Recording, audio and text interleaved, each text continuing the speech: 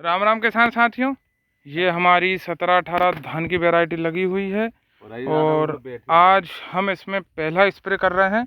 और स्प्रे में हम क्या किन किन दवाओं का इस्तेमाल कर रहे हैं चलिए जानते हैं।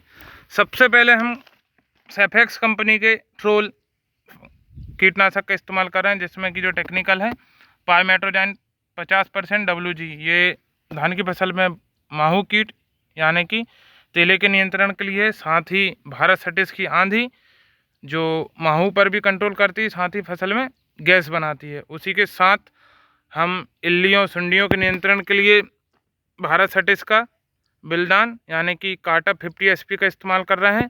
और साथ ही सोलोफाइन कंपनी का ज़बरदस्त प्रोडक्ट कड़वट, ये 1.25 लाख ppm वाला नीम ऑयल है किसान साथियों।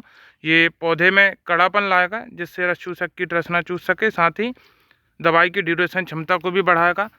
तीसरे नंबर पर हम इस्तेमाल कर रहे हैं एक बेहतर फंगीसाइड यानी कि भारत सटिस का ब्लिस्टर टॉप, जिसमें कि जो टेक्निकल है एजोस्ट्रोबिन 18.2+ डिफेनिकोनाजोल 11.4।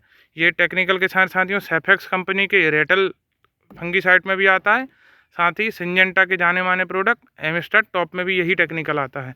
उसी के साथ हम गर्दन तोड़ के लिए यानी कि धान की फसल में जो गर्दन तोड़ बीमारी आती है उसके लिए सेफेक्स कंपनी का मिस्ट्री यानी कि ट्राइसाइक्लोजोल 75% वाले फंगीसाइड का इस्तेमाल कर रहे हैं। और आगे हम इस्तेमाल कर रहे हैं एक बेहतर एंटीबायोटिक यानी कि सेफेक्स का वेलिडामाइसिन। साथ ही हम दाने में वजन आए, चमक आए, उसके लिए सोलोफाइन एग्रीटेक कंपनी के लिक्विड पोटास का इस्तेमाल कर रहे हैं।